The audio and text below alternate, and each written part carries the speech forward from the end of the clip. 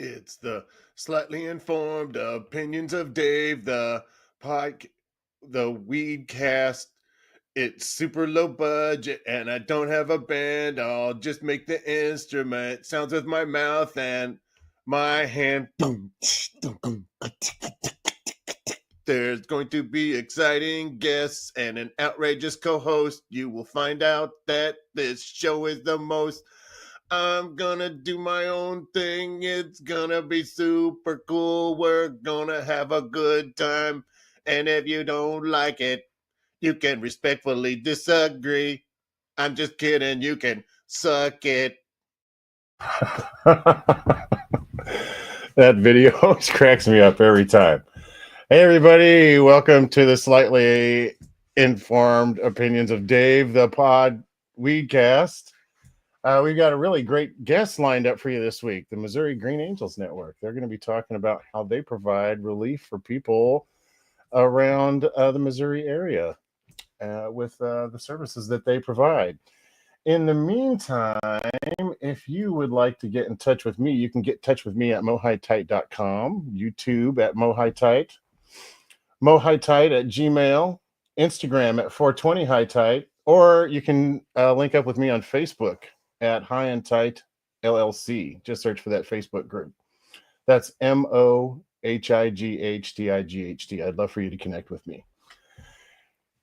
First things first, if you're watching this on YouTube, Facebook, or Instagram, please go to YouTube and subscribe, like, and leave a comment. I very much appreciate your participation. If you're watching on Instagram and Facebook, I may not be able to see any comments you make, but I do get them if you're making them on YouTube. So if you want to participate in tonight's show, be sure and go to YouTube, and we will get you participating that way. We now have my main man here, my number one sidekick, Master Yoda. How you doing, Master Yoda? I'm doing very well. How are you doing tonight? I'm doing great. You had a nice Easter 420. Would you like to provide any contact information for the audience at large? Yes. You can find me at Master Yoda 207 on Instagram, X, and YouTube. All right. Okay. My next guest is a new sidekick and co-host to the Slightly Informed Opinions of Dave. He was last week's guest that we featured, and he's on here. Uh-oh, that was almost a cat's butthole. There's a rule on the show. If there's anybody sees a cat's butthole, everybody has to take a hit. Bong rip. Okay, so Magnificent Messiah, my new sidekick, the man, the myth, the legend. Let me click the button so he can actually come on. He came on and then he left. There was a delay. Hey, what's up, my man? How you doing? Man. Happy Tuesday, everybody. Love and light. How's everybody doing? We're doing good so far. Good to hear. That's better than the alternative now. Right. Would you like to tell people how they might get in touch with you, my brother? Yeah, absolutely. Y'all can find me at Dear Owl Family Farms on Instagram, or Magnificent the Messiah on Instagram as well, or the Magnificent Vision STL on YouTube. Right on. Great. Okay, so now we're very excited to have the Green Angels Network from Missouri on our show. They're here to talk about some of the stuff that they do, and I'm going to bring on Jen right now to introduce herself. Hey, Jen, how are you? Hi. Welcome. Good. Thanks for being here. Thanks for having us. Sure. Did you have any contact information that you wanted to share with the audience? If you don't, that's okay. Yeah, no, I don't. Okay. All right. That's fine. Okay. So next we have Dawn from the Green Angels Network. Uh-oh. Is that a cat? Be on the work. Yeah. Everybody be on the alert. I was going to say, Jen's got the cat butthole. We need a cat butthole. She's got them. I forget who did that first, who first had the first cat butthole, but that's been a thing ever since. That happens sometimes. So, hey, welcome to the show, Dawn. Did you want to do an introduction and say hi to everybody? Sure. My name is Dawn. Here on YouTube, I go by Mom.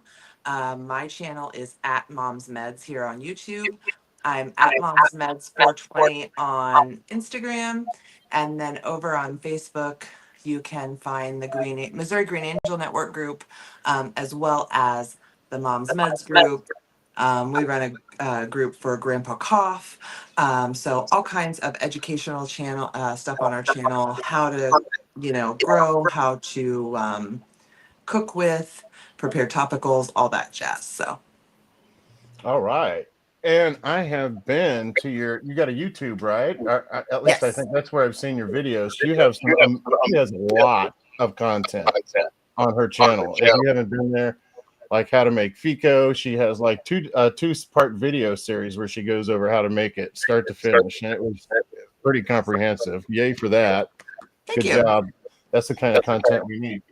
I'm sporting the green screen tonight. Can everybody see how like I'm wearing a green shirt that you can kind of see the background through when I move?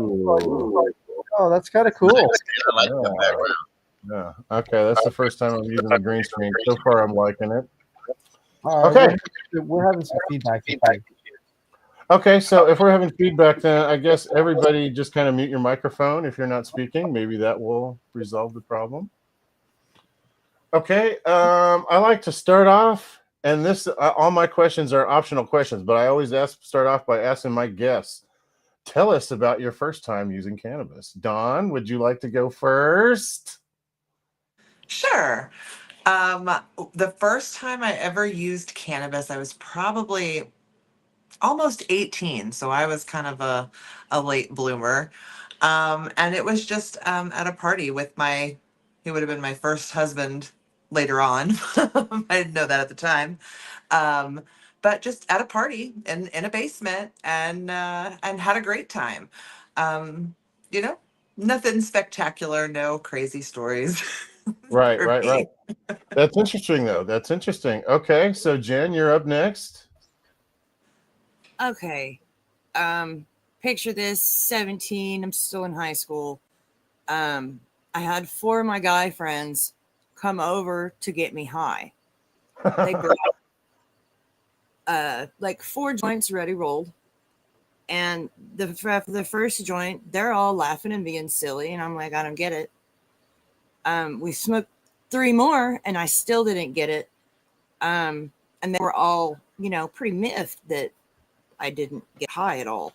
But they came back the next day and I took about 3 hits and I was gone to the world. What? That is strange. Second time. Huh. That's an unusual experience. I've never heard that before. Yeah. Well, thanks for sharing that. So, can you kind of bring us up to from the point that you had your first cannabis experience, kind of briefly go through your cannabis use and up until the point where you got involved with the Green Angels? Okay, that's a long time. Just briefly go over it. Well, I mean, Just the highlights. When I was in my early 20s, all I did was work and party.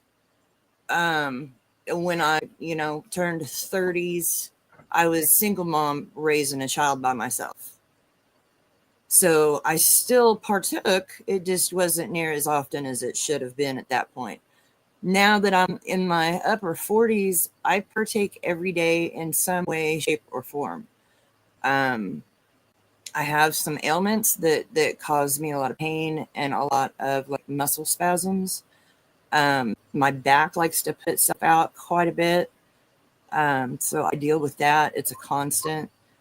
I have fibromyalgia, degenerative disc, scoliosis, so my bones are not exactly the best. But by using cannabis, I can get through my days and get things accomplished, which is really important because I'm not one that likes to sit and do nothing. And cannabis helps me keep moving forward. That's awesome. You answered like 3 questions that I'm going to answer later in the podcast, but I don't have to ask now. So thank you for that. I wanted to say, I don't know if that's common, but there's been long periods in my life, like when I was doing military service, for example, when I also was not able to use cannabis as much as I should have been able to, by my estimation, anyway, right? And people go through stuff like that. Maybe you go to jail, or you just don't have it available, or maybe you go to another country where it's also not available, or whatever. There might be a lot of reasons why people don't consume for a period of time. Occasionally, I don't consume just because I want to give my lungs a break. Sometimes it's good to give the old breathing apparatus a little break. We got tricks for that, right, Jen? We absolutely do. We got a lot of participation in the chat. Let's see. Melanie says, "Whoop whoop." There's my girls.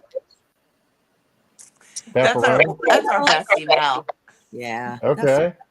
We love Mel. Is that Mama Mel? No.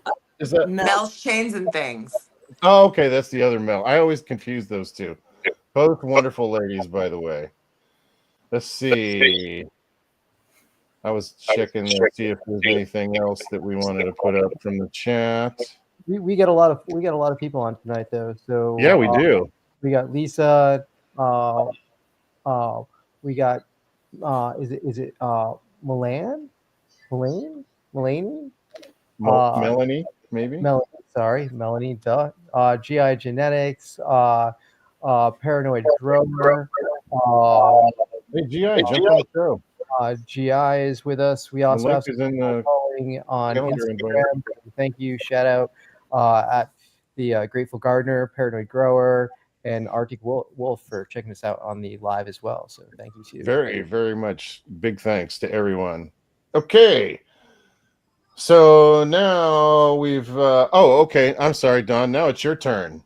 So bring us up. You're 18 years old. You have your first cannabis experience, and you're like, wow, that changed my life. It's never going to be the same from here on out. I'm all in.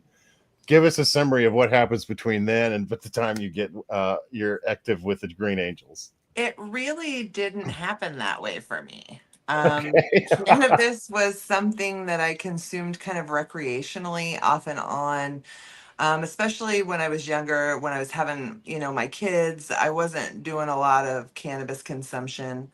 And so it was very off and on all through my 20s, but never with any type of like medical purpose to it. And even into my 30s, it was, still mostly off and then on again, and still recreational. It wasn't until I was medically addicted to opioids, and just really not living my life, that it was something I turned to as a daily thing, as something that I was consuming large quantities to achieve a result. I have epilepsy, and then I also have chronic spinal cord issues, and nerve damage. And so I have a lot of pain, I was on a lot of medications. And cannabis helped me get off almost all of them. Wow. I haven't had a seizure since 2020. That's quite a claim. Yes. Amazing. Yes.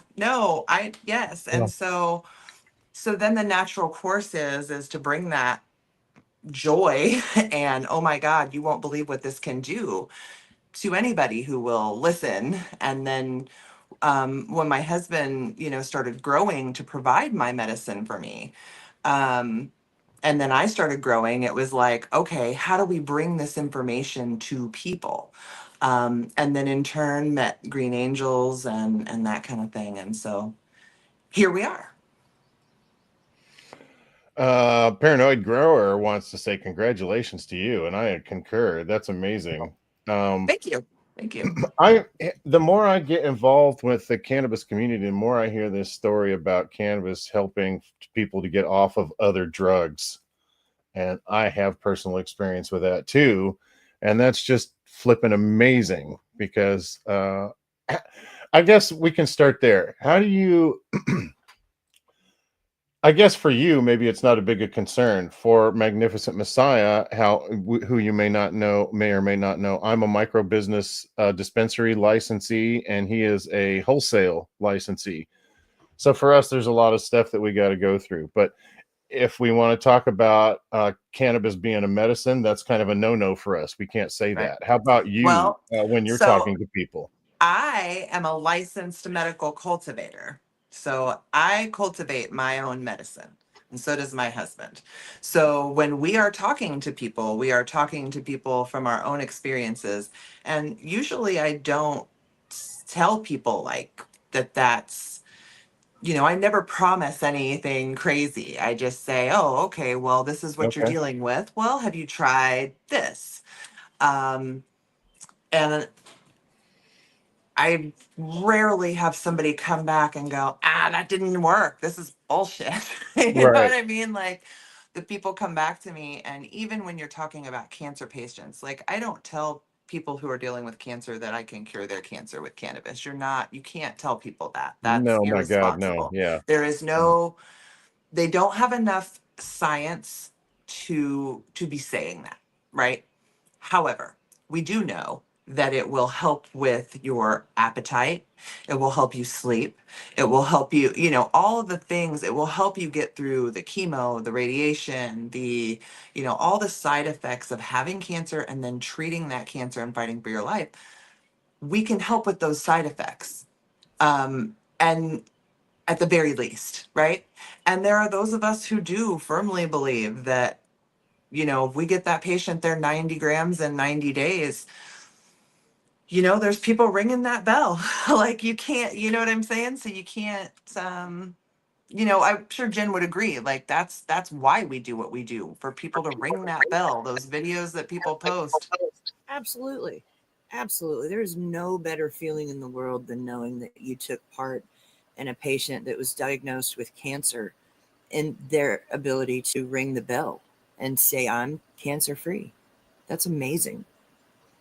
For sure. And so I'll do whatever I can to give away, whatever I can. I'll keep making, Fico and pain salve and whatever else, and distributing it to people, for as long as I'm able.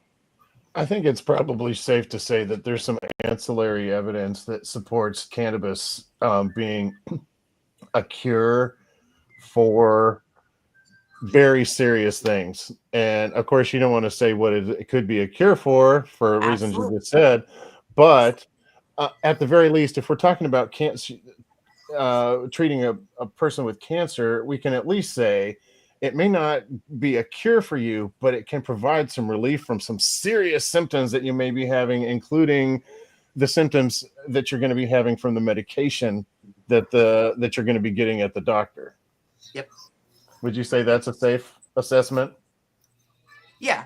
Yeah. Because you don't want to go in to telling people that you can do something that might not be, We're not right? mad makers. We make medicine, and we have what little experience that we each have, and we share those experiences with each other so that we can broaden our horizons when it comes down to the physical aspect of making that medicine, whether it needs to be strain specific for certain conditions. It's so much goes into the planning and preparation and getting the meds to the patients and the people that need it. It's so much. Well, we're going to talk about that in just a moment. Before we do that, there's some amazing comments, some testimonials from people in the chat that I want to get to. Melanie says she has multiple sclerosis and severe disc deterioration in neck and back, and only used cannabis for the pain. Yay. Lisa says she believes what it saved her and her husband. Let's see. And Lisa further elaborates by saying that she feels like she's living proof that cannabis saved her life. She walked out of hospice. Hey now. Wow. Shout out, Lisa. Yeah.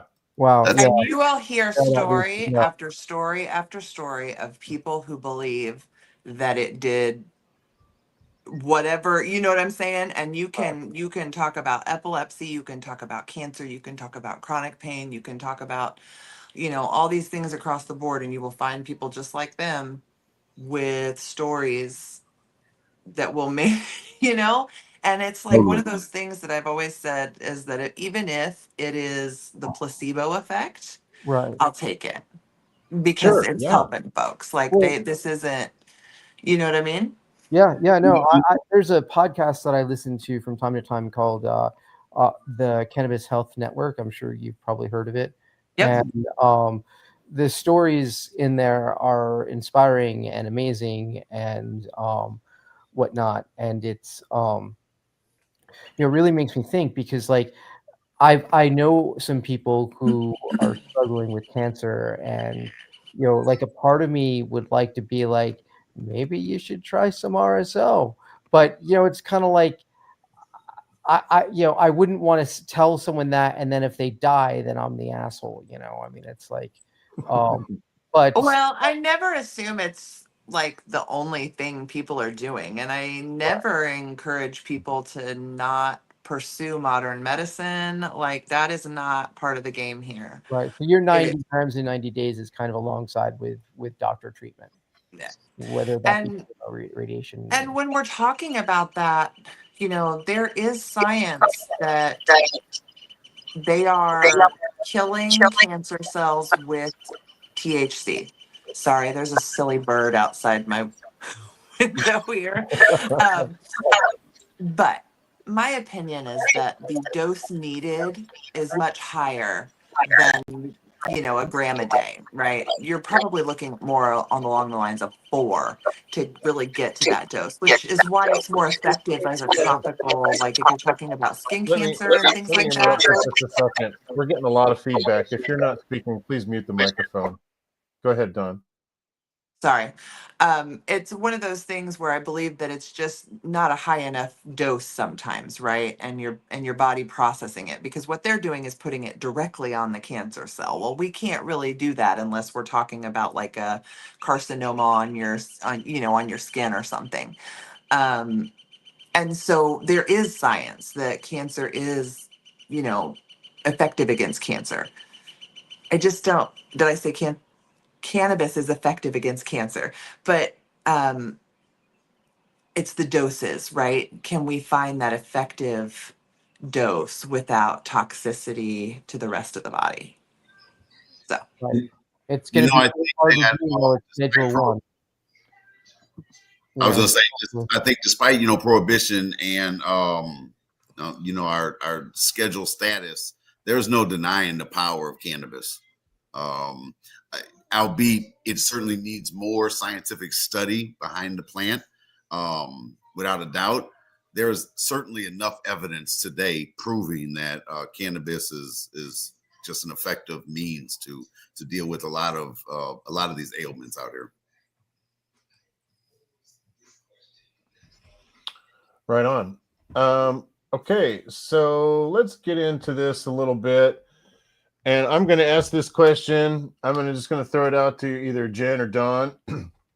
And all my questions are optional. You don't have to answer anything. If something I ask makes you uncomfortable, don't answer it. Can you explain in simple terms how the gifting co-op model functions? you want to do it? You want me to tell them? Basically, in Missouri, you're allowed to give up to 3 ounces. And so when we are dealing with our patients, when we are taking donations, we try to stay within those limits. Most of the time, when I am giving a patient medication, it's a jar of pain salve and 2 to 3 grams of Vico. And that's where we start. We have a conversation, and that's the starting place. And so it's all from a gifting standpoint. It is all designed to be within the law as Missouri, you know what I mean? As Missouri has laid down the law, it's, and our rules were put into place by Christina, who is the founder of our little like Facebook group and the admins for this particular, because Green Angels are everywhere, right? Like growers been given medicine to people in need for ever, right? So this is sort of like your chapter of the Green Angels, the Missouri chapter. And this is when medical was the core. And so those, even now, even though recreational has kind of changed some of those laws, that's still where we fall. We try to fall within the 3-ounce gifting limit. We're taking donations, it's the same thing. And then when we take in things like cash donations, we make sure to stay transparent and only use them to buy things like the Everclear or syringes to process and then deliver the medication.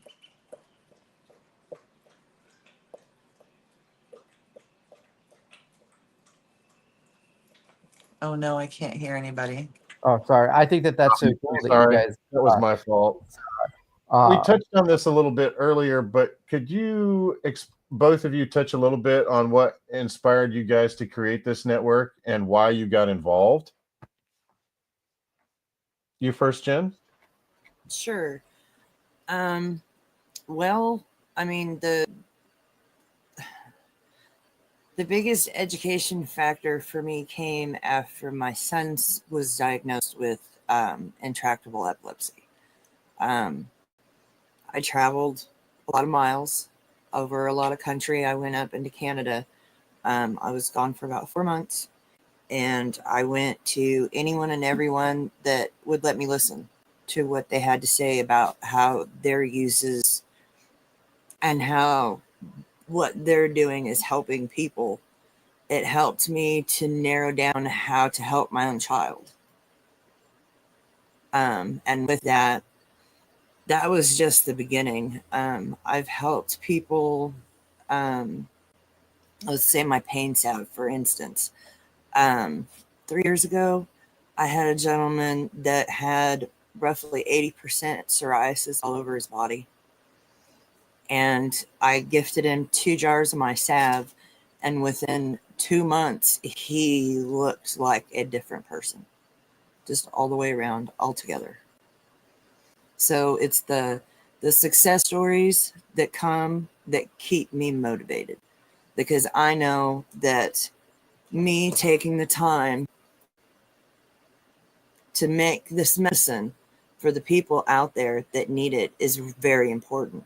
I also know that if something were to happen and me not be able to provide, the state really, that's a huge loss. I don't know many people that could step into my shoes per se and take over. I take care of a wide variety of people throughout the state. And my goal is always just to help them get better.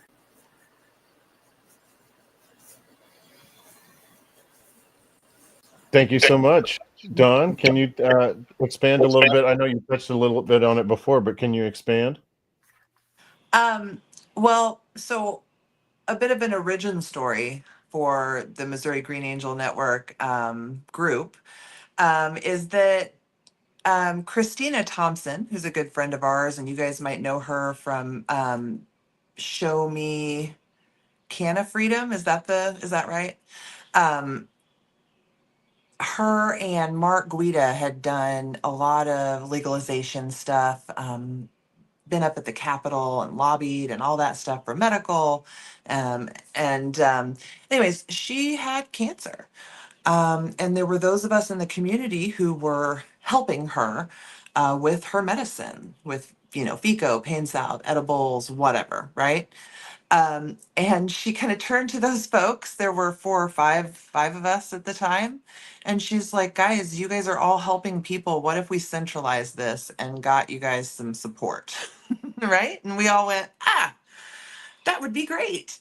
And so in the beginning of this specific group, the Missouri Green Angel Network, it was Christina and Mark, and then Jen and I, and then Jenny Oakley and Richard Brayland. And they're kind of and Clayton, of course, too, Clayton Nedeye. I think you met him. He did Irish Fest.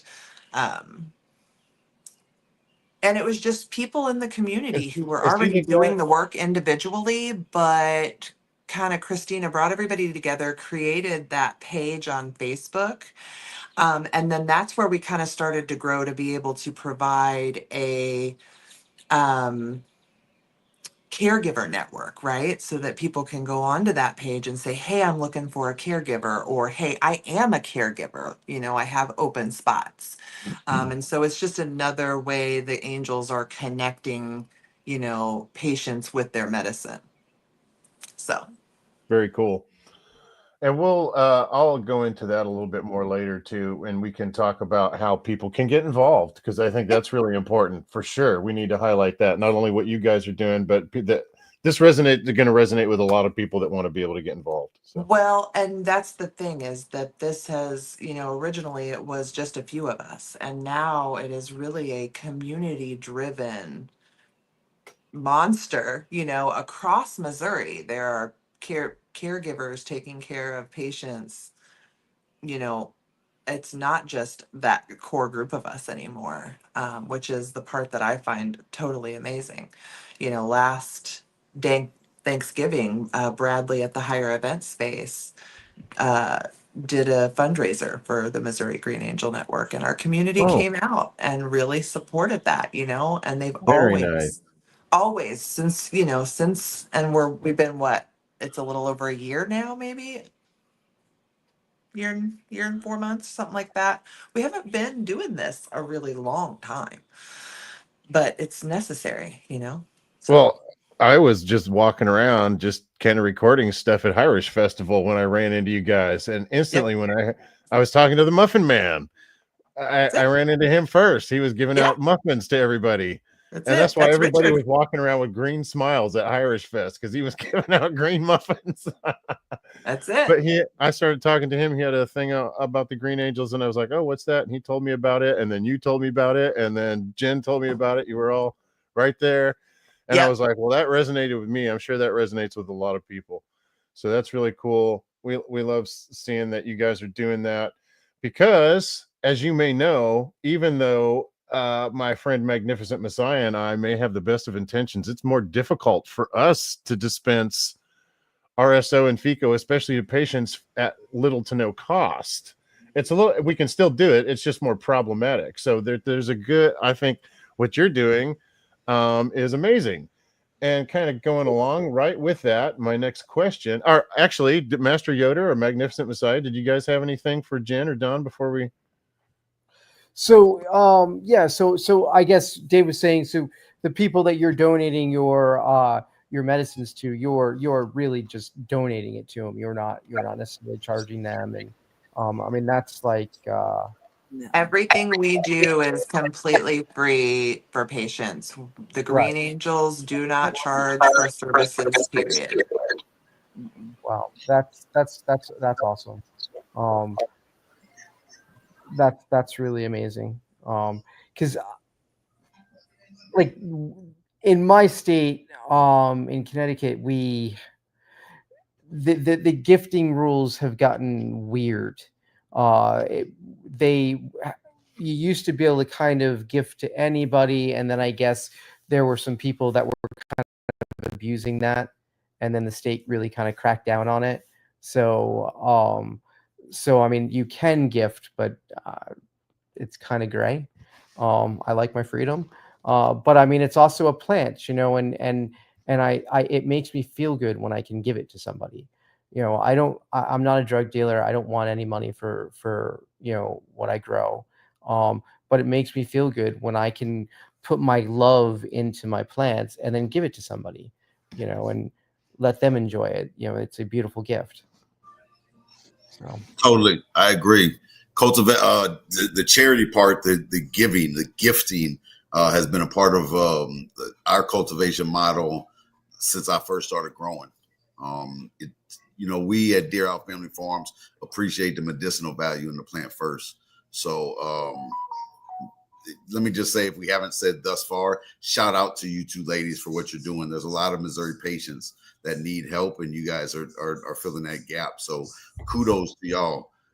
Also, you had said, Dawn, I think the Missouri Medical, the Patient Medical Network, patient caregivers across Missouri is absolutely strong. I can testify to that. So shout out to the Missouri home growers, all the patient caregivers across Missouri. It's a really strong network. I can't say enough good things about it. here in Missouri, that's how we get by, is with a little help from our friends. I mean, there's nobody coming to save us. And the funny thing is that like they've made the rules so that like even if corporate, like you guys wanted to help with your grow or whatever, the rules are make it very hard for you to donate your extra product to us, right? Because we are just a grassroots, you know, where there's no official, because we can't, because there is no way to do that, right? And so it makes it very hard for us to pair with the people who can actually, really provide the volume, right? And but then again, you get caught up. You can't really work in volume because of the laws. You're lurking in 3-ounce increment. It's You know, I will say, as a micro business licensee, we do have a way that we can donate. I'm not going to mention it right now on this show, just for regulations, regulatory reasons. But once I confirm this, Dear Owl Family Farm is going to lead the way in our donations, and the Green Angels are going to be on top of our list. we appreciate anything that anybody can do. Totally. That's wanna how we open up- operate. We want to open the doors to organizations like y'all to make sure that we can help from a commercial standpoint, and actually be effective out here in the community. So we look forward to it, ladies. I look forward to speaking with both of you after the show at Instagram about this. So Absolutely. Awesome. Thank you so much. Can you feel the magic happening right here live on this show? It's amazing. totally. Dave, could you like keep this book like in your shop and then like, let people just do a little research, I sure could. but Can you tell us what it's like, about? oh, so this is the Cannabis Health Index, and it basically goes over kind of some protocol and treatments for like 200 chronic illnesses. Oh, sure. Yeah, I could definitely keep that in my store. In fact, I probably would. When people came in saying, I'm looking for medicine, and I said, we don't have medicine. Take a look at this book right here. Yeah, exactly. You know what I mean? Exactly. This book says XYZ, Yeah. I could blame it on the book. Yeah, because there are some. Hey, dear, I was going to make sure you stocked with medicine on your shelf now. Yeah, but and then that might be able to get you out of the loophole because That's a great idea. Yeah. they just, but if you want to take a look at our library, it'd be so great if you could give them a little sample so they could taste something while they're in the library reading.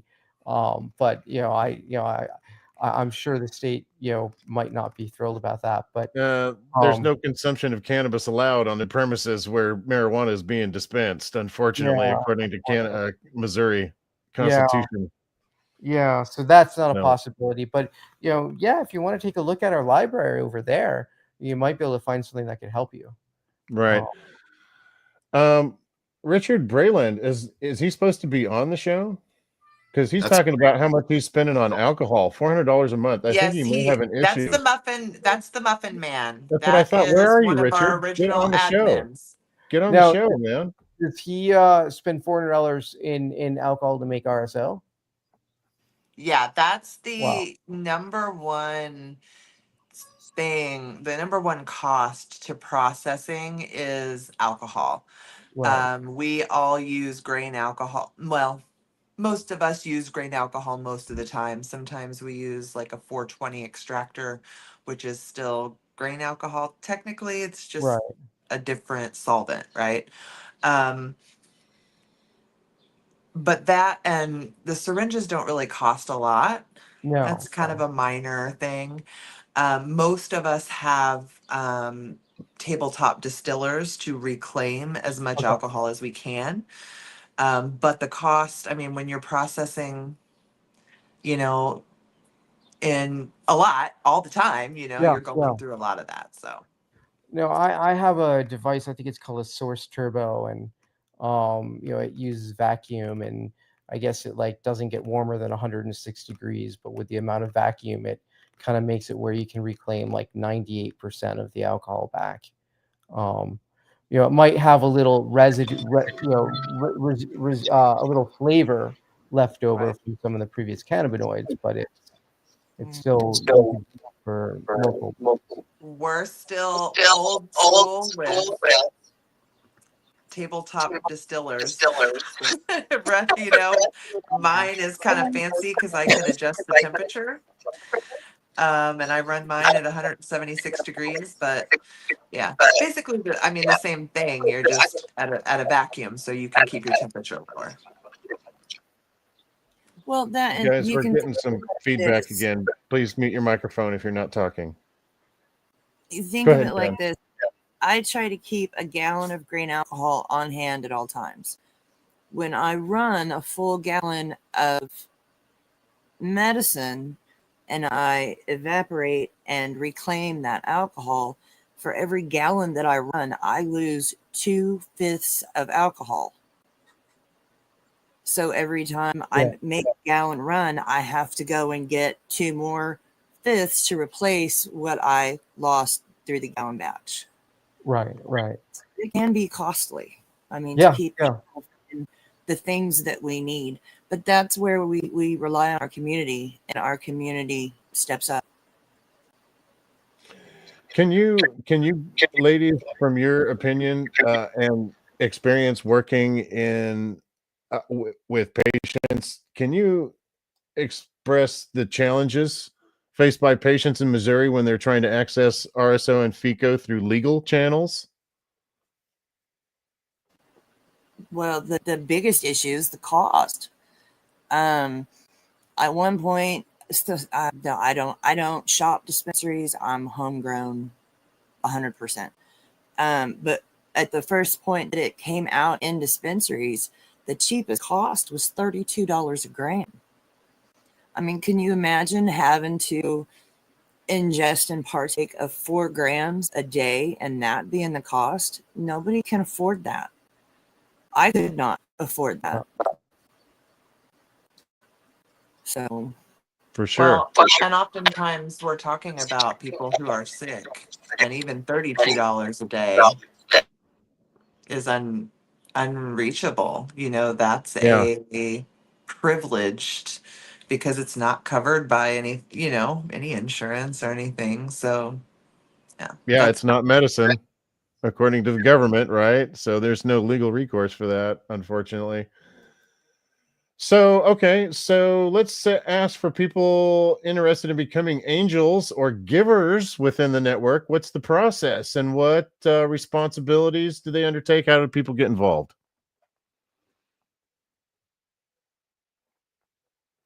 Jen? okay. well, usually folks find us on the social media platforms. A lot of times they will enter the Missouri Green Angel group to make contact.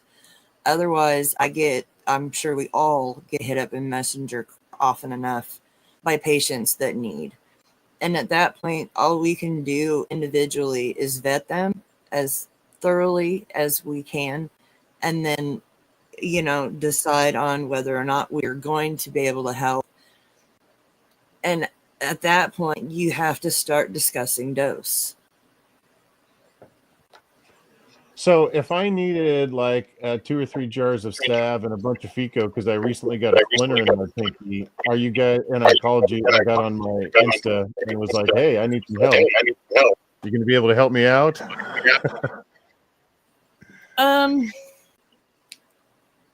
More than likely, yes. I prefer. I take care of a lot of my friends, people that I'm close to. That's a given. Nice. But when it comes to like actual need of FICO, I have guilt when I give that to people who don't really need it. Sure, yeah. Any kind of moral sense. I can't. I don't want to live like that. I don't want to live with that. So if you can justify the ailment and what you need, absolutely. If you're a friend, contact Dawn, figure it out. Has anybody seen my poor elbow? It's got its own Facebook page. Dave's Elbow Chronicles from where I injured my elbow. So tune in for daily updates about Dave's elbow. Not that that's a Well, testimonial that I need anything from you ladies, but well, and one of the things too that is always, all of this is done, per Green Angel, at each angel's discretion. So if you don't feel comfortable or you don't feel like that person is necessarily in need, you can always say no. My rule of thumb is that if people come to me with cancer, I do what I can. You know what I mean? To help. Um, that being said, there are people who will try to take advantage, and you just have to ask the questions and really kind of vet people as well as you can, up to and including, hey, can you send me, just a photocopy of your diagnosis, right? Because it's going to be on your medical files. Like, I don't need everything, but just a right. screenshot, show them what you got going on. I rarely do that because I can get a feel for people pretty quickly. And if I don't peg them right away, my husband usually picks it up. And so it's all just volunteer. When people come to the group, it's okay, what angel, where are you? Where are you in the state? And then the closest angel to you is who helps you. So it's a big network of people all over the state Do doing the work. do you ladies ever run into a situation where somebody reaches out to you and you feel like they may actually have a need for medication, but you don't have it available for them? Sometimes, and then we again reach out into the group. If I don't have it, Jen or Richard or Jenny has it, and we meet up and we get what we need. Or it's somebody across the state and it's a totally different, grower. And they're like, hey, we've put it up on the Facebook group in the feed. We've called out, okay, we need meds in this city. Who's close? Go. And consistently, it's the crazy, it never ceases to amaze me. People are in the comments willing to help, up to and including other patients giving their medicine, sharing, right? Oh. No. So So yeah. if someone is interested in being an angel, what kind of vetting process do you guys do for them, or how is that handled? And is there anything they need to be concerned about as far as like legally? Like, are they, opening themselves up to potential? Uh, So, right. Again, this is Great all question. volunteer. This is all what each individual person is comfortable with. right, We always encourage people to stay within the laws. Some people are actual caregivers, right? They have a caregiver's license and they have right, patients, and they are absolutely within the law on that. And when we're talking about, and that's kind of a secondary, right? We're talking, most of the time what we're talking about is gifting, and it's right, always gifting under 3 ounces. It's usually just a few grams at a time, right, right. um, is what we're talking about. Right. So, but like, I guess what I'm saying, like, okay. Oh no, Uh, if if somebody wants to, sorry, I got off onto a tangent. Your question is if somebody wants to become an angel, how do they do that? Yes, yes, And we do have Jenny Oakley has a list of all the people. They come to us and we're like, all right, you're a home grower. Are you licensed? Are you a licensed caregiver? What are you, what are you looking to do here? right, And then we have them in that database, just for our purposes, right, it's not right, right, public. right, So when we need someone, we can call on them. Most of the time, it's just people who are already processing, who are already growing, who are already doing the work, just kind of coming in and using our network, right. being part of that. And And my thing is too, is that I'm willing to teach. Like I have, like David said, videos on how to make FICO, right? How to make my pain cell. I don't gatekeep any of that. I'm open source information just for that purpose. right, right.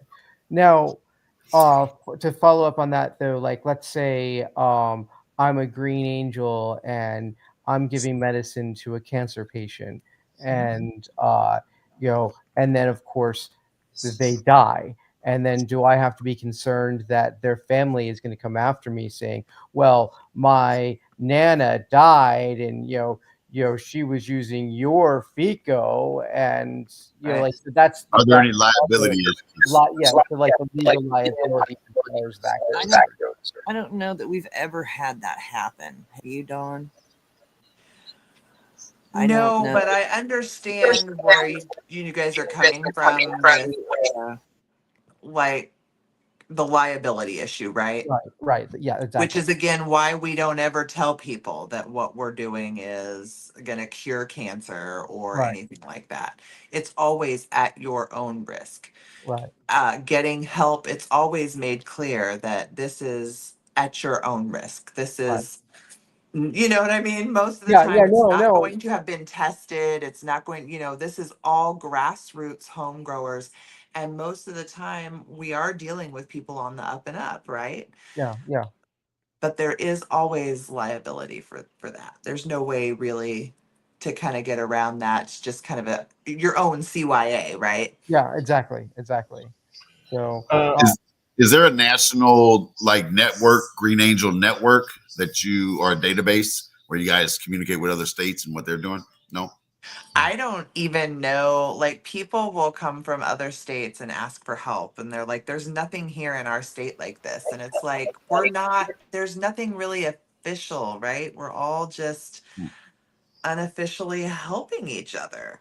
And the group, the Facebook group, kind of gives us an official like name or title, the Missouri Green Angel Network, right? And we've got our little logo and everything. But at the end of the day, this is individuals helping other individuals.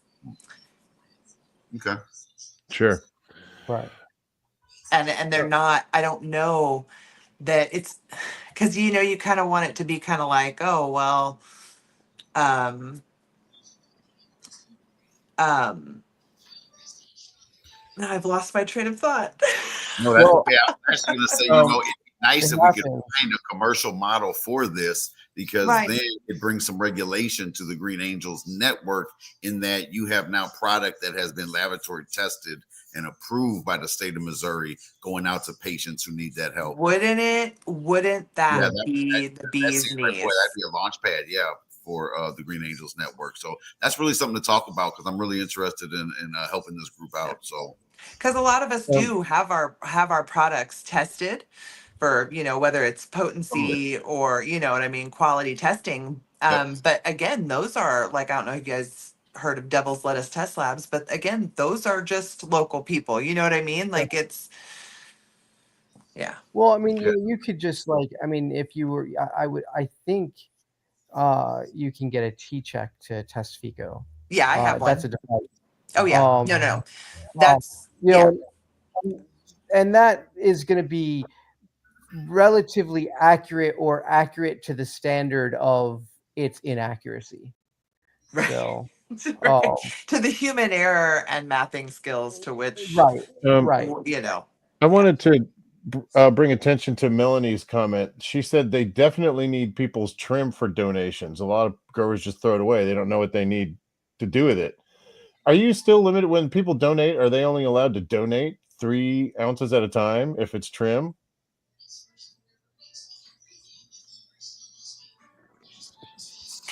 Can we just say yes? Yeah. Okay. All right. I got you. So that's the rule. That's the way it works, though, right? So, but say Indeed. if there was a situation where somebody had some trim and they were like, "Hey, I'd like to donate this, but I'd also like some of it back." Is that something that you could work with them? Like, can I have some of this product back? I actually have 3 Go ahead. patients right now that's how they donate to me. I make it and Nice. I revert X amount back to them for their needs. Nice. That's beautiful. Yeah, because everybody may not know how to make it or have the ability to make it at home. Some people are a little bit disabled, they don't get around too well, or they're not good in the kitchen, whatever it is, right? And They don't have the no truth. time. I Pico have to is say this out loud that all of us founding members of the Green Angels are also disabled. Every single one of us. So I didn't want to say anything, but I saw, I've seen Mel and Jen kind of hobbling around at shows a little bit, and it kind of hurts my heart a little bit to know that they're having a hard time getting around and they're doing all this work to help others at the same time. It's really heartwarming, honestly. Oh, Well, you still my it's heart. because we've medicated ourselves. That's the key. We understand that cannabis is helpful and we've medicated ourselves to be there, you know what I mean? Totally. And in turn feel very passionate about helping others and getting as much information out there as we can. Whether it's, Jen, helping folks process, their own products, or my educational videos, however that comes across.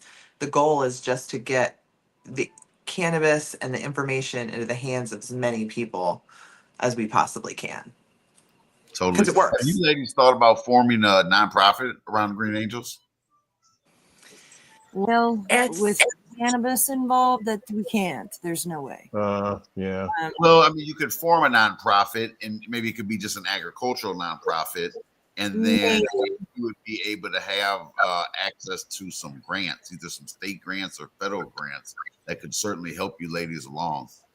There is a track for that. I can give you some more information offline. definitely. I think really at this point, because we're just grassroots and none of us really have, like, we're all kind of caught up in the day to Like, day, right? Whether it's our own, because like she says, we are all disabled, so we don't really have a lot of spoons, so to speak, yep, right? And then when you add on top of that, like we're processing, medication and doing the things, it is a bit much. And so we don't really look at the, you know what I mean, that next yeah, step the sometimes, because we're business kind just of so behind it. Yep. focused on this. No, right totally, here. totally. So, I just was thinking in my head, the business behind it could maybe just help ease y'all load a little bit just by getting you some funding. right. I wanted to also highlight Shauna's comment because we were talking earlier about liability issues. She believes that home growers license should cover liability in issues where there's problems. So that might be true, might not be It true. it might not, because I can out of my grow, I can gift, right? I can grow and I can give it away. As long as I am not selling cannabis, I can grow weed and I can give it away. But Yeah. again, it's I feel But you like, can take donations. and so I feel like it's one of those things where you're kind of just stuck in this kind of limbo. Yep. And we're all just trying to do the best we can with what we're working with, and stay within the law as well as we can. Totally. What kind of feedback do you guys get from patients who've been connected to you through the network? It's almost always positive. I can think of very few negative reactions. It's almost always that we've been helpful, that it's helped them in one way or another. And then we do also get, those bell ringing videos when they do, beat their cancer. Wow. Sometimes it's sad, sometimes we Sure. lose patients, Yep. And I'm still friends with a lady. I helped her husband at the end, and her and I are still friends. She still talks to me. So it's a community. It's building community, um, and caring for each other, really, at the end of the day, because cancer doesn't care. Cancer doesn't care how much money you have. Cancer doesn't care how pretty you are. Cancer doesn't care. It doesn't care. what God you serve, it does not care. Mm. And Yeah. so, Yep, that Right. part right there. yeah. Well said. What message would you want to give to Missouri lawmakers regarding the importance of patient access and the role of initiatives like yours? What would you, if, who knows, maybe the governor's watching right now. Maybe you have the governor's ear. What would you like to say to the governor right now? You want to say something, Jen? I can. Go ahead. No? Jen is Just going to like, pass oh the no. torch, Don. No, what I would say is that we need to be looking at this from the perspective of patients. There is still a need out there just because it's recreational and just because money can be made here. We have got to set aside some compassion and some money and some laws to help these people, like help us help you, help us relieve some of this burden. It's not all got to be about money. Some of this has to be about the patients, because that's what that's what we're here to do. That's all we're here to do, is help the patients, the people of Missouri. We need a compassionate use program in Missouri is what we really need, where we can have some Absolutely. solid regulation behind how we help charitable organizations like yourself. So Yes. if there are Absolutely.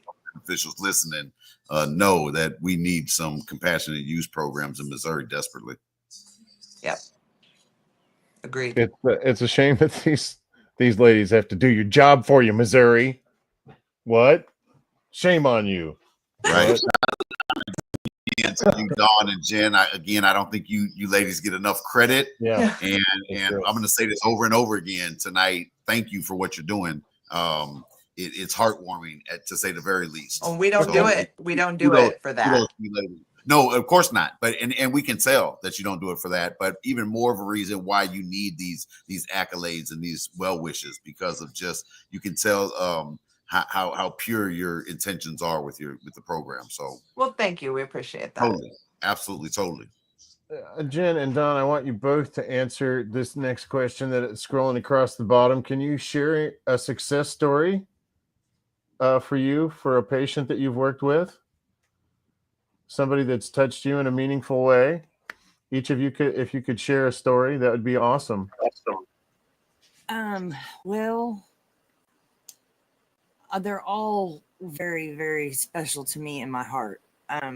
But the first patient I ever had ring the bell, ask me to be there, and it was a very emotional situation.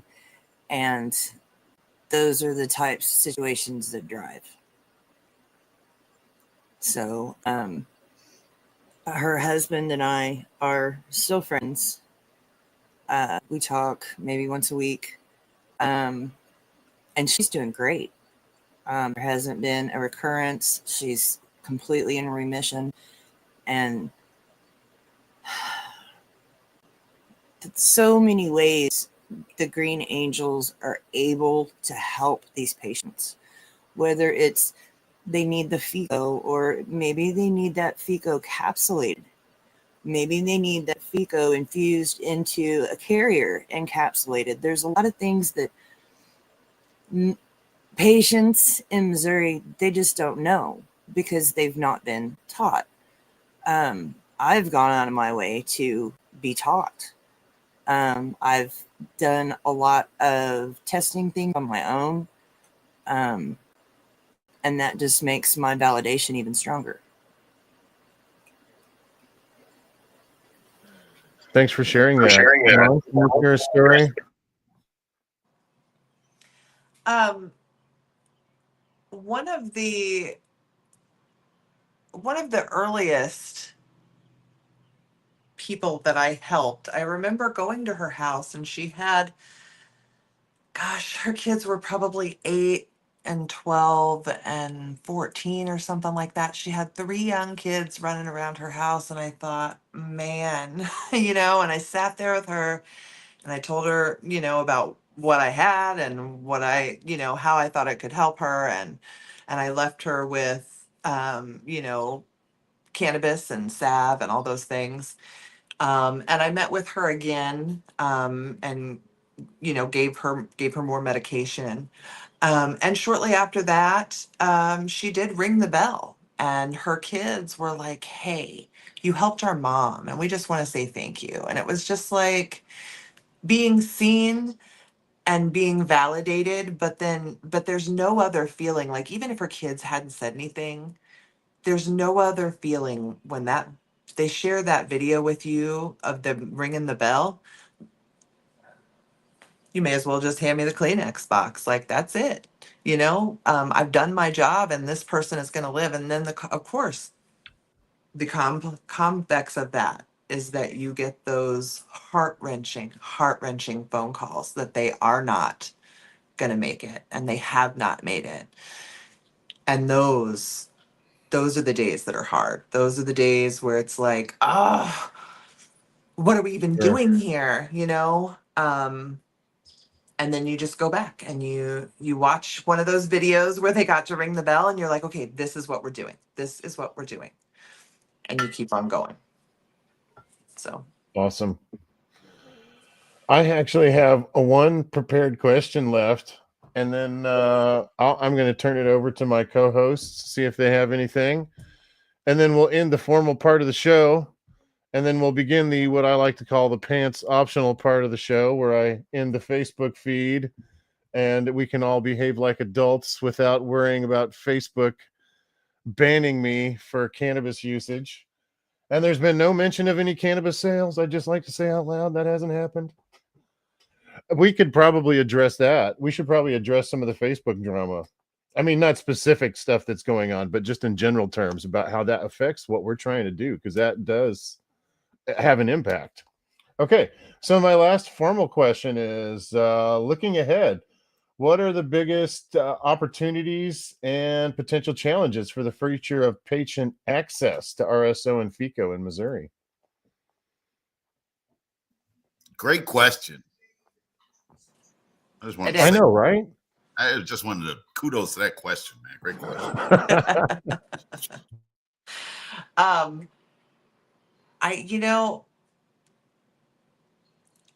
We've talked about, having the patients having access that's what the Green Angels are about, right?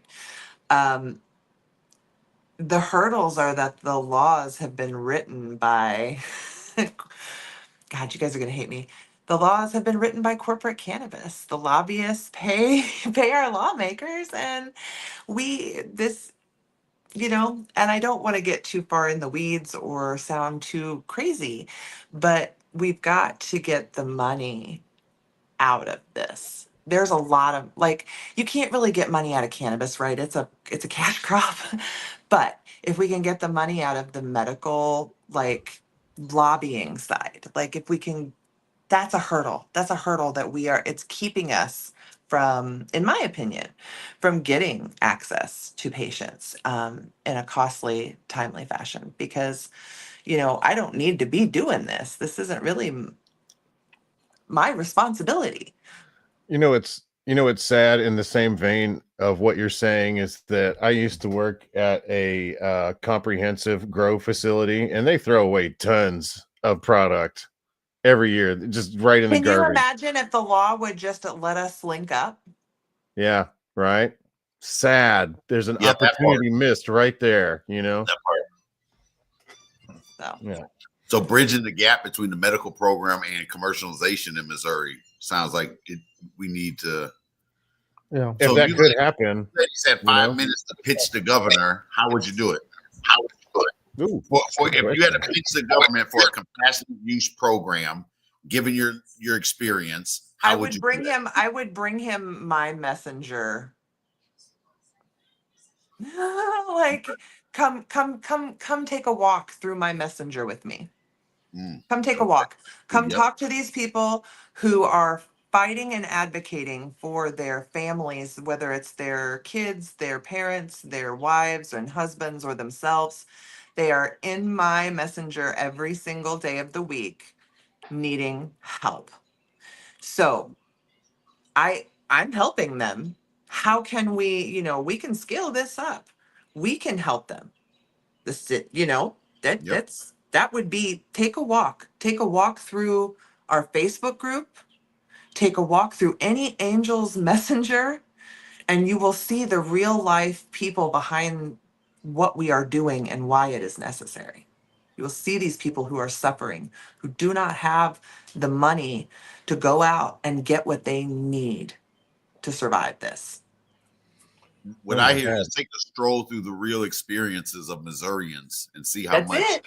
healing that we need in Missouri. And I don't know if that'd do a whole lot of, I mean, you know, if they had a heart, it would.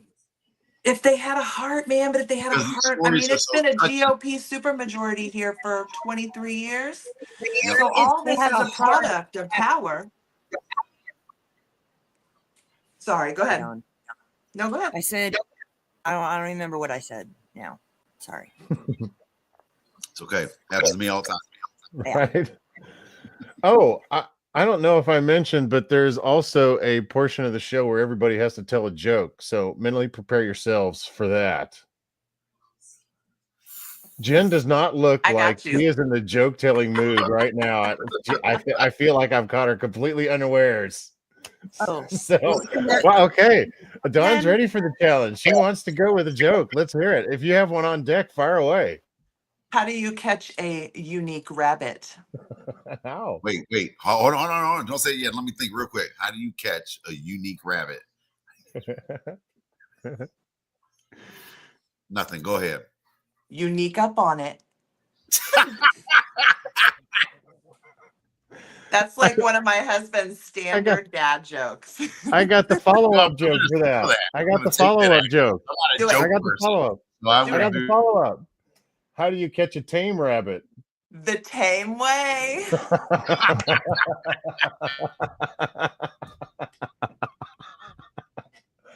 I like those. Oh, that's so stupid. That's so Right? much fun.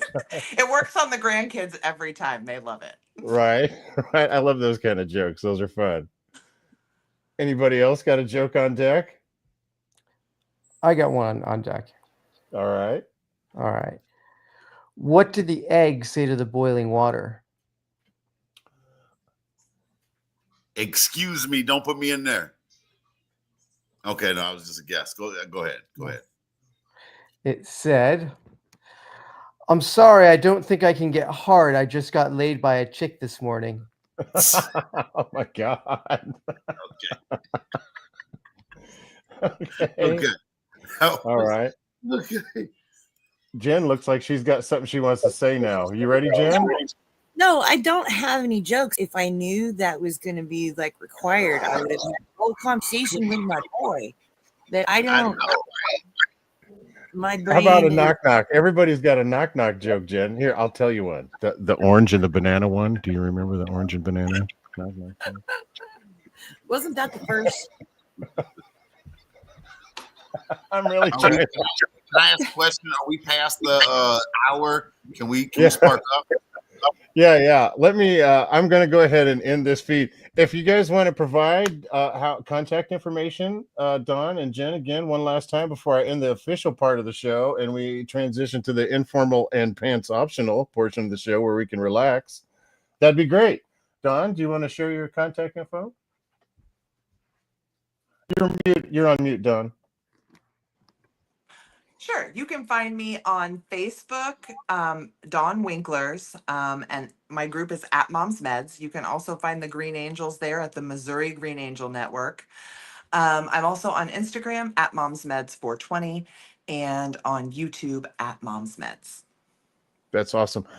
Another hats off to Dawn. And in addition to everything that she's already doing, when I mentioned the idea for the show, she really helped organize stuff. I was just like, I have this idea, and she's like, okay, I'll get it going for you. Okay, great, thanks, appreciate that. Jen, do you have anything that you want to share? Well, out in the community, I'm known as Just Jen. I have a Facebook page that's called Just Jen. Most people just gravitate towards my main profile where I'm Jen Ball, but the words Just Jen are still there. And I have Instagram and I have all those, but I don't know what they are. So Okay, might that's fair. Yeah. somewhere and Okay, well, that's been awesome. This part of the show has been amazing. You ladies, thank you so much for what you do. Is there anything last that I'm going to give the floor to you ladies? Is there any final message that you want to put out there for the community to hear? if you or a family member or a friend is fighting cancer currently, please reach out. It doesn't have to be such a miserable experience. You should be able to eat while you're taking chemo and going through radiations. We have medicines for the burns that you receive. We have ways to help every aspect. All you have to do is reach out to one of us and let us know your story. Wow. If I cannot help individually, I'm going to go to Dawn. And at that point, we're going to go hit all of the founding members and see where we can go from there. We'll figure it out. We'll get you help. But we don't know you need it if you don't reach out. Yeah. Awesome. Thank you so much. Thus ends the formal portion of the show, and we're now entering the pants optional portion of the show. Let me end the Facebook stream. Okay. All right. Okay, guys, light them if you got them. If you want to smoke now, if you want to act more like an adult. Wow, my God. I just went to my Facebook page, and by the time I got back, everybody's lit up already. Look, You guys were just waiting. Hey, I just want to let everybody know I am the CEO of the most authentic cannabis company in Missouri. You're not going to find any other CEO that jumps on podcasts and smokes with the audience and talks as much shit as I do. So shout out to everybody. Thank you.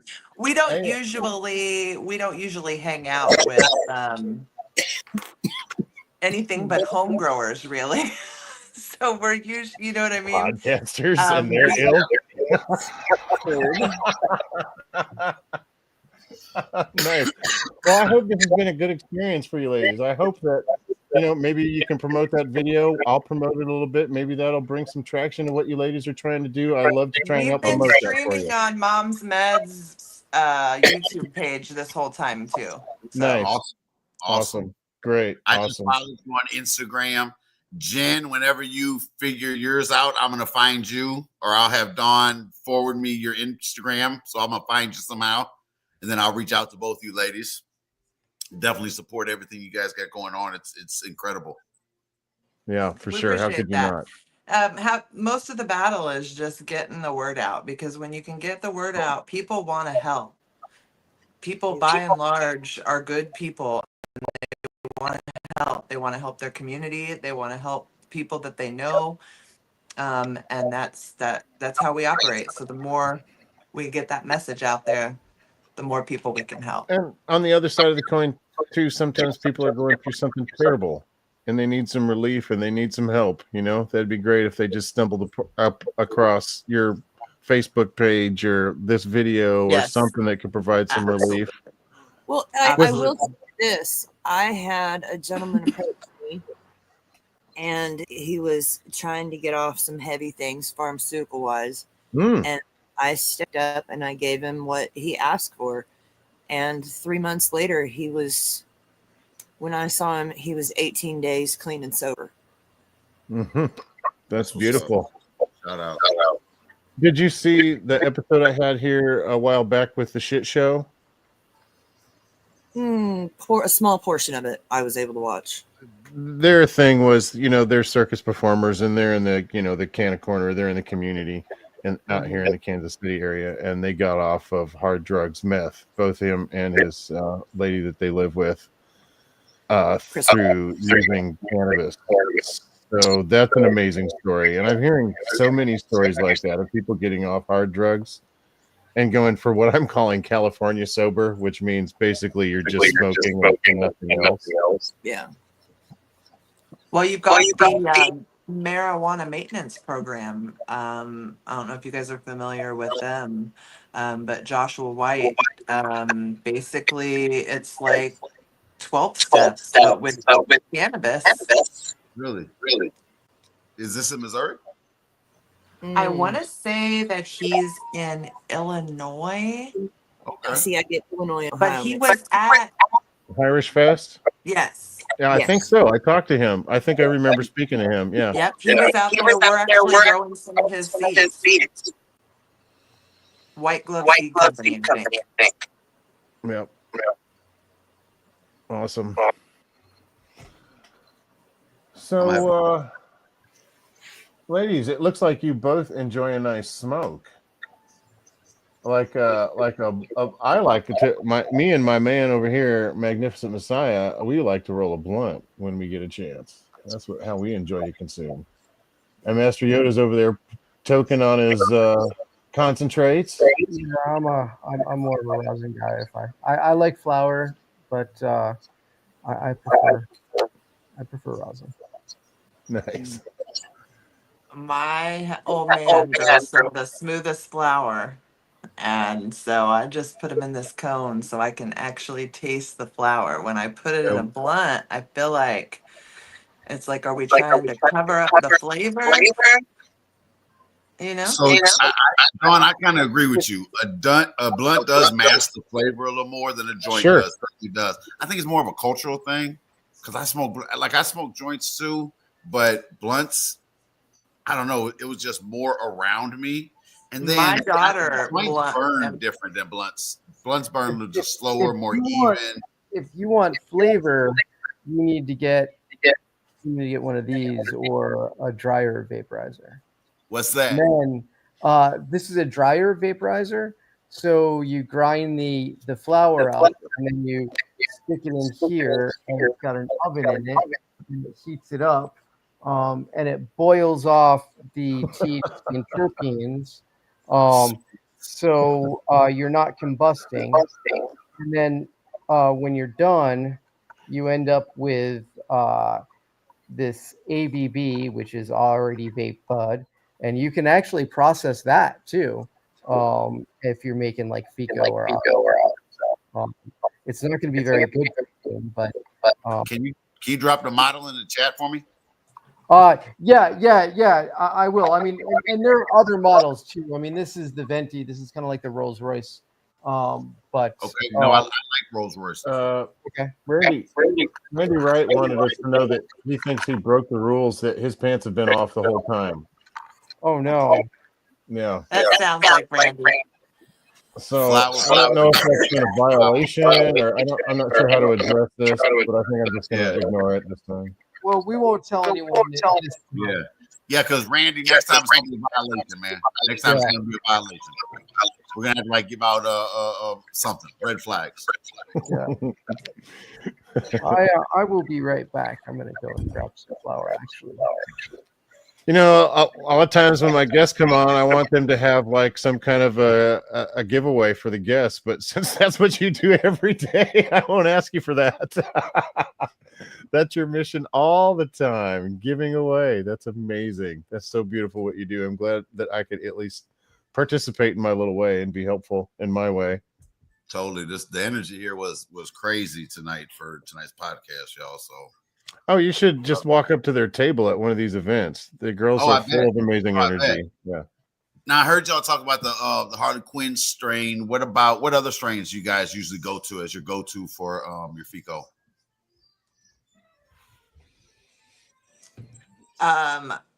Mine, usually what I'm using with patients is donation based. So it's a amalgam of, and I personally am a believer in that. I don't even know. It's like a souped up entourage effect, right? Because you're using more than one strain. So any of the small amounts of CBG or whatever else are in, CBD and other terpenes that you're going to find in different strains, when you put all that together, it's like this powerhouse. And it's amplified. Yeah. And so I find it to be not necessarily strain specific when I'm making for the Green Angel Network and for cancer patients, and I'm going for potency. I'm going for what's the most I can get here. If I'm trying to treat something specific like epilepsy, then I'm trying to break down and I'm trying to do a CBD specific. And I think the last time I used a grape ape and it was really nice, and it was a CBD grape ape, Yep. And it made Like wonderful medicine. Perp is really good for one of the When strains. when you're processing for RSO and FICO, are they the same? No, Okay. they're not. Well, All right. so what's the difference? Go ahead. You want to go, Jen? Well, the solvent that's used for FICO and RSO are very different. RSO is made as a topical application only. It is not to be ingested because of the solvent that is used. FICO, fully extracted cannabis oil, can be ingested. It can be used topically. I can put it in a suppository for you if that's the route we need to go. Right. There's just a lot of options there. So is FICO made with grain alcohol or is that RSO? Both of them. Okay. Also can be made with grain alcohol. Yeah, we use. I had a patient donate to me 4 gallons of the 420 food grade ethanol, and I've used that as well. But I try to stick with the grain alcohol. It's about the only solvent that's somewhat affordable that I can acquire locally. That FICO. When I talk to patients and we're talking about medicine, I don't use the words RSO any longer in this state. When you get from a dispensary, you don't know what you're getting. But when you're getting from me, you're going to know what you're getting. I may take donations from cultivators throughout the state. But after that medicine gets into my hands, I am the last person to touch your medicine. Right. So from the point of donation to the point that you have your medicine in hand, I'm the only one. I don't have a crew. I don't have friends that come and help me. It's just me. I mean, that's why I branded Just Jen, because it's just me. When I have 8-foot tall plants outside, I can't, everybody I know is a cultivator. They have their plates full too. So, I mean, it's all just me. And that with me, that's one of the benefits that patients tend to appreciate. And back to Yoda, I think my understanding is it depends on how you make the RCOs. If you make it with like ethanol, it can be like almost like an all natural organic process where it can be ingestible, like the Rick Simpson oil. Yeah. The difference is it's more refined. Sorry, go ahead. No, my bad, Dawn. I was just trying to say it's supposed to be more refined.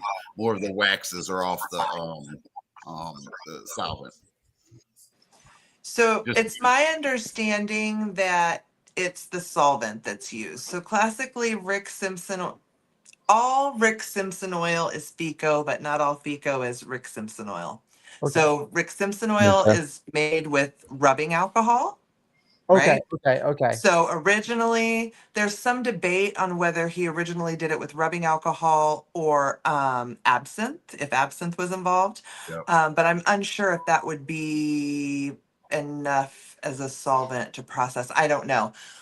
But it was a topical. Rick Simpson oil was a topical originally, right?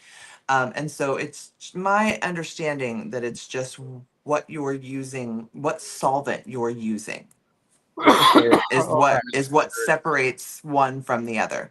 Okay. So it's going to be the same process, a different solvent. Okay, so like the difference between ethanol and isopropyl. Correct. So ethanol, you can have food grade ethanol, right? That's basically what grain alcohol is, right? If you want to get down into the technical definitions. Yeah. But oh my the rubbing alcohol it's not intended to be ingested. No. It has additives in it that you are in fact not supposed to ingest, and it's my estimation that those don't all burn off, right? When Right, you, so that we're kind of passionate about trying to make sure people understand that that is indeed, like, if somebody's telling you this is Rick Simpson oil, and a lot of people will say this is Rick Simpson oil, but it's not, it's FICO, right? It's been made with a food grade solvent. They right. just want to use that term. So I always encourage people to ask whoever you're getting your stuff from, you know, what kind of solvent they use and is it food grade? I think that's No, my that's well said. first Yep. appearance in the show. I would like to also once again highlight, and then I need to. I've been remiss. I've missed a big portion of what you ladies do. That Dawn has amazing content on her YouTube page where you can find out how to make FICO and RSO and how to make billions of amazing infused edibles. That's how that was the context in which I first met these ladies, because they had tables full of amazing infused goodies to choose from, and I was able to sample some, and they are amazing. Do you ladies want to talk about that? Was it Jen a first? was it a caramel cup? Yeah, caramel cup. Yeah, you'll always remember that caramel cup. It sounds good, Jen. Because I cultivate. I mean, I grow outside. I live Shout out. inside and I grow outside. I don't even have houseplants inside. Oh, where was I going? What was that? Caramel cups. Oh, Yes. I made those. I make all kinds of things. A lot of times it's patient request. I do have a couple of patients that are diabetic. I always make sure that I have low sugar and no sugar items on my table. I'm almost to the point where I'm going to offer keto as well on my table. Nice. But there's a lot of things that go into the edibles that, like, cancer patients shouldn't be eating. The sugar, the carbohydrates. Right. They should not be ingesting any of Can I that. direct you a little bit back to that caramel cup? I'd like to know a little bit more about that. Can I direct you back to that caramel cup? Because I'd like to know a little bit more about that. Yeah. It's just a chocolate, the little cup. It's got a dollop of infused caramel, and of course the chocolate is also infused. They come in at 80 milligram each. Oh, nice. And it's probably one of my best sellers over the last 3 years. Are those silly? Awesome. Where are your latest next events at? I don't think we talked about that yet. You have some coming up where we can find you guys? Yeah, I will be in Bethany on Saturday. Bethany, Missouri, up the I-35. Okay. It's close to me, but it's far from pretty much everybody else. I will be there, and then, well, next month it'll be Canna Vibes. I frequent Canna Vibes every month. We all have a steady group of patients that come in to, get what we have because it works. And most of my patients feel like when they spend their money with me that it's going right back into a good cause, because how am I going to make more of those caramel cups if I don't have patient support at events? Totally. For sure. So it just goes in hand. So I'm guessing that all the work that you do at these events also kind of funnels back into your Green Angels. It does. I always have on my table, for $1, you can purchase a Green Angel sticker. I always have a donation box on my table. You are welcome to drop donations into there. We are always open to take donations of trim at any event, at any time. We will make time to make that happen because that's what keeps us moving forward. Awesome. If I can do a promotional video for you before you do an event, like asking people to bring in their trim, let me know. Okay. Yeah.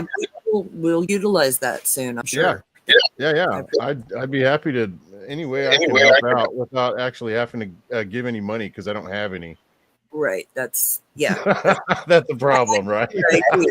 Because I'm sure that's actually, I'm just being funny, but I'm sure that's a problem, a real problem that a lot of your patients have. You know, they've exhausted their research or their resources, or maybe they have 3 kids, like the person you were talking about earlier, you know, and they're struggling to make ends meet. yeah. Well, Did they're you always ladies were you ladies or did you know about the micro business program in Missouri? And was it of any interest to y'all? Oh, I was super interested until I came to the reality that those licenses weren't meant for people they say they were meant for. They're not.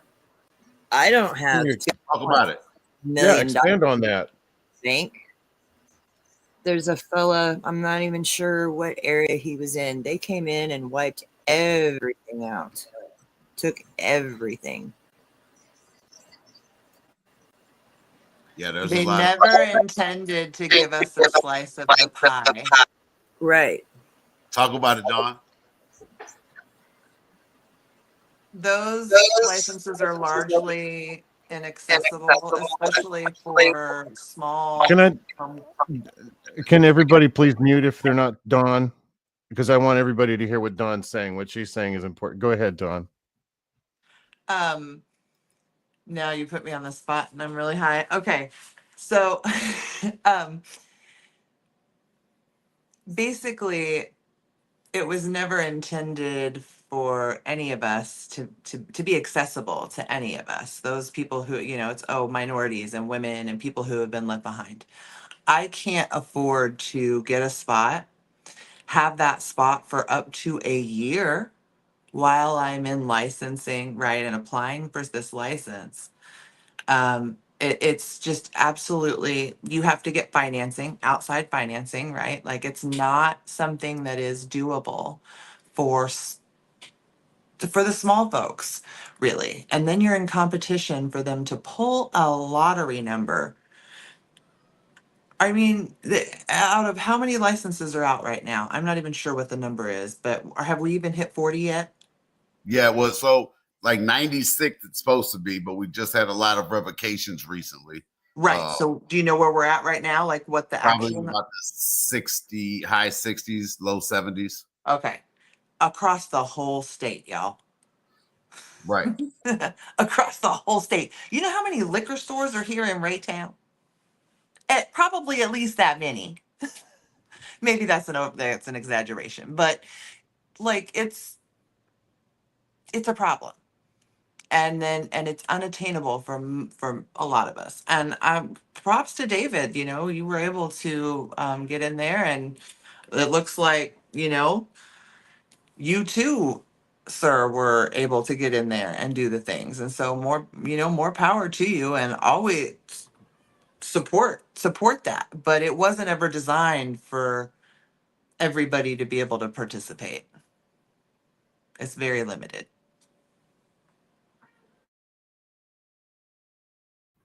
I totally agree. I mean, I'm not in Missouri, but in my state, uh, to sign up to get access to get in the library, I think it was a $5,000 buy-in and no refunds. So, well, You can I'd get a like to. refund, but you've got to ask for it. okay, Yeah, okay. and You gotta refunds were ask given for it. out very quickly, though. I will say that. Were they? That's good. They That's were, good. they were. So Missouri Props. handled that pretty well. But now I don't. The only thing I think maybe was an error was you didn't have to hold your real estate.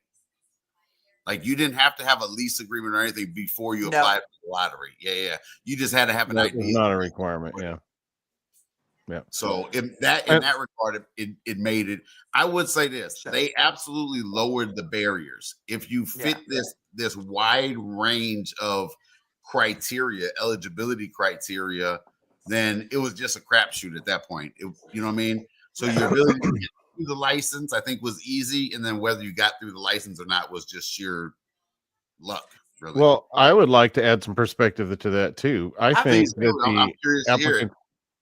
I think that the applicants that we did get kind of represent a racial slice of the pie, maybe across Missouri. I've heard of a lot of people not entering because they said, "Oh, this is not meant for black people," or "Nobody has a chance to do this," or whatever. Well, if you don't enter, then you don't get a chance to be a part of the program. On the state's uh, on the on the state's behalf, playing the devil's advocate here, I would like to say that I think that in round 3, they're probably going to issue all remaining licenses that have not been issued. They're supposed to issue like 142, I think.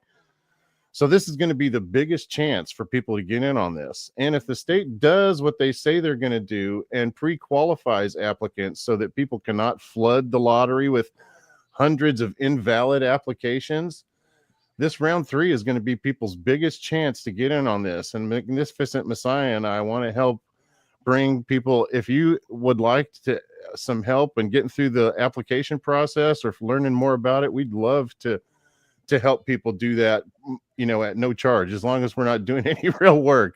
There's a video on my YouTube page where it talks about the application process and how it works right now. That's a great start. It's only about an hour long. We'd love to get more women and black and brown people involved in this process. The only way to get more women and black and brown people in this is to get more applicants in. I think the application process is fair, as fair as you can make it with the state being involved, right? I think they're trying to do their, I think they're really trying to make it as fair as they can. Yeah, I think they are too. I think they're putting a good foot forward and trying to make sure. And I think especially with this these next rule changes to stop all these predatory tactics, I think they're definitely moving in the right direction. And really, with your experience cultivating, Dawn and Jen, I would recommend that y'all apply for the lottery if you fit the eligibility requirements, because You guys, here's what I tell people. It's you have a value in the license itself, even if you don't want it. You know what I'm saying? well, yeah. There's still a value in it. So a monetary value that, you can capitalize on. So I think it's just a good move for any Missourian that fits the eligibility requirements to take their shot. What was your question, Don? Yeah, Don. Oh, it wasn't going to be a question. It was just going to be to remind you that we were disabled, old disabled ladies. Right. Yeah. I don't know if that's one of the eligibility criteria, though. Right. Unfortunately. Yeah, unfortunately, yes. But I got in because I'm a disabled vet. And now that doesn't seem quite fair to me somehow, now that I'm thinking about it this way. But there are other eligibility criteria going on too about this. So it is big money, Lisa. Even though that they lowered the barriers to get the license, it's still a substantial investment to stand up a cannabis company. So definitely still big bucks. Right. I raised my son for 21 years. In that time period, I also became disabled. The thought of handing somebody $1,500 with my life's dream in the balance absolutely makes me sick. To know that if I were to apply and be awarded a license and not be able to afford all that also makes me sick. That's what keeps me from attempting. It's definitely not easy. I will be the first to admit. I am still trying to seek financing and partners that can help me make this thing successful, and I haven't found that yet. I think that's most micro business licensees. I mean, literally 95% of the licensees are like that, Dave. Yeah. Not to keep quoting my husband, but his opinion is that good cannabis doesn't scale, right? When you take the personal out of it, when you take that personal interaction between not just the grower and the plant, right? You're hands on with every single plant. Everything I ingest has just been in his hands. That's it. There's something to be said when you're no longer the person in charge in the garden every day doing the work, right? no longer the person in charge making the medicine, doing the work. I think that it's hard when you try to really scale it up and make it mass produced to have the same individualized impact and even sometimes to grow that same cannabis, because it's all, especially when we're talking about, home grows, like that's just a couple of plants, and those are our babies. Right. That's my medicine at the Yeah. end of the day. So Absolutely. I think I hear you. What I hear is the commercialization of it. I still think, there was a recent podcast from the elitist team, man. Shout out to them fellas, about craft cannabis versus commercial cannabis. And I think that's what I hear the difference is. and there's, I'm not going to say that there's no place for commercial cannabis, because you know what I mean? Like that there is, you know what I mean? Yeah, yeah. There's making big Yeah, it's making big Yeah. bucks. Yeah, money. we call it Yes. Walmart weed. Yeah, Yeah. we call it Walmart weed. We believe in small batch craft grow. That's Right? what we're all about. Yeah, I, yeah, I yeah. do believe though there's enough passion that you can scale that, not necessarily to a commercial scale, but there's a way that you can still You stay can. connected to the plant as you Yeah, yeah, cultivate. yeah. So I think, but that's the beauty of the the wholesale cultivation licenses. Some people look at the cap on the plant count, how much we can grow, as a disadvantage, but it's really an advantage, because you can really now stay personal with all your plants. 250 plants, it's easy to touch every plant and to make sure you put the right love and attention into those plants for those who truly know how to do it and want to do that. Right, right. But yeah, so that's the beauty of it. Ladies, I can't wait. I'm telling y'all, the best is yet to come, because Dear Owl Family Farms, when we stand up, we're going to show everybody what we can do. That's all we're about, is premium Absolutely. organic craft cannabis, and we do it well. So we can't wait to showcase. Yeah, absolutely. I think that is, the craft growers, the people who are really putting in the time, and to bring that small batch cannabis and really focus on good genetics, you know what I mean? Solid growing practices, Yeah. and bringing that quality, because quite frankly, a lot of the stuff that's coming onto the market is just, it's okay. It's good. Yeah, I'm gonna say it's it. just, Nobody has to say it. and And some of it Magnificent might even Messiah look, say it's trash out here in Missouri.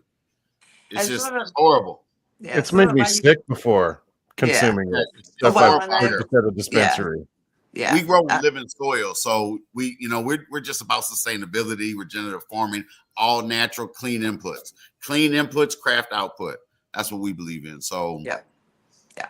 Oh, I don't know if you saw earlier. I think I put it up on the screen. People were saying that FICO was $50 at the dispensary in their Yeah, I area. saw I that saw comment. that too. Chad Yeah. said that he Who can looked it up afford that? on. If that's 4 grams, and did you say in a day that somebody might need?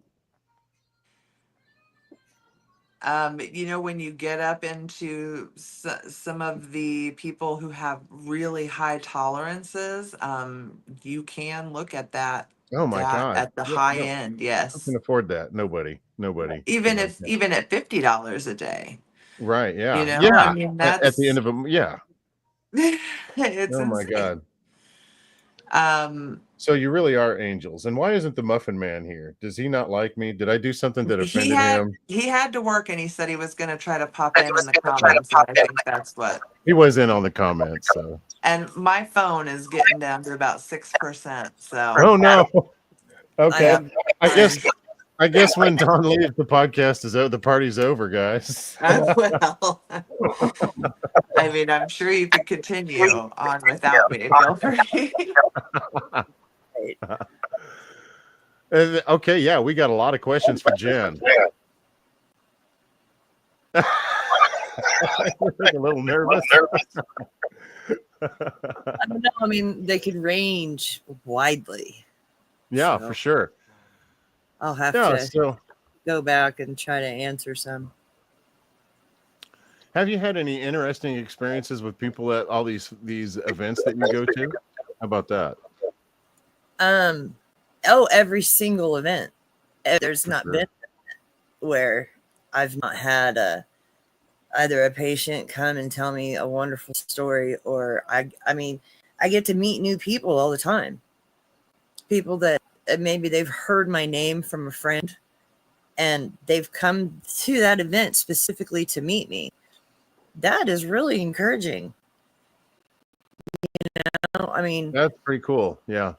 that, only happens to people of importance. It doesn't really ever happen to the little guy. Well, it does. It absolutely does. Well, Jen, first of all, you're not a little guy. You're a fucking rock star. Yeah.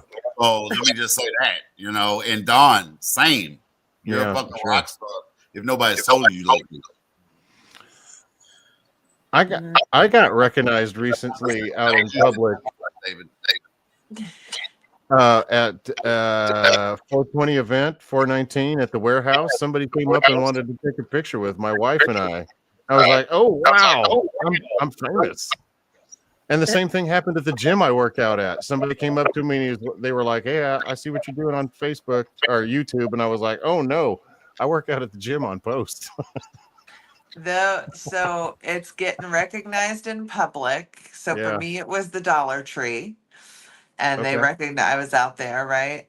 But then it's like going to events and people are there, like at the birthday sesh. 2 different people introduced themselves to me and were like, "Oh, I've seen your videos and I follow you Nice. online." And Yeah. you know what I mean? And it's Yeah. like that. Very And cool. then when people leave comments like on my YouTube videos and stuff, and they'll be like, this is exactly what I needed. And, thanks for the information. And I was helpful. Yeah, That's the encouragement, you know what I mean? That anybody needs to keep going. for sure. Harley, Yeah. I totally agree. my dog's outside barking at the night. As dogs are wont to do. Thank you very much, David, Sure. Yeah. and all of you Thank you. guys for having us. It was extremely enlightening to speak with all of you guys tonight. Awesome. And thanks to everybody watching and commenting and participating. We appreciate you. We need to talk about some medicine for my elbow. I'll message you. All right, we'll do it. It was an absolute pleasure, ladies. Have a wonderful evening. Enjoy the rest of your week. I look forward to connecting with y'all offline later. Sounds great. Thank you. I'm gonna go ahead and end the stream now, and my crazy video will play.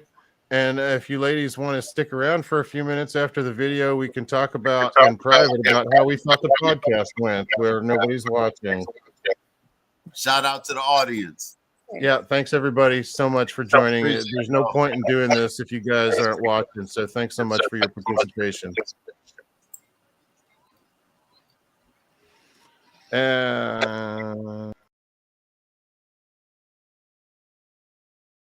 It's the Slightly Informed Opinions of Dave, the Weedcast.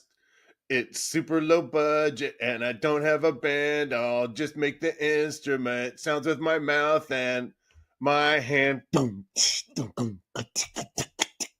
There's going to be exciting guests and an outrageous co-host. You will find out that this show is the most. I'm gonna do my own thing. It's gonna be super cool. We're gonna have a good time. And if you don't like it, you can respectfully disagree. I'm just kidding. You can suck it.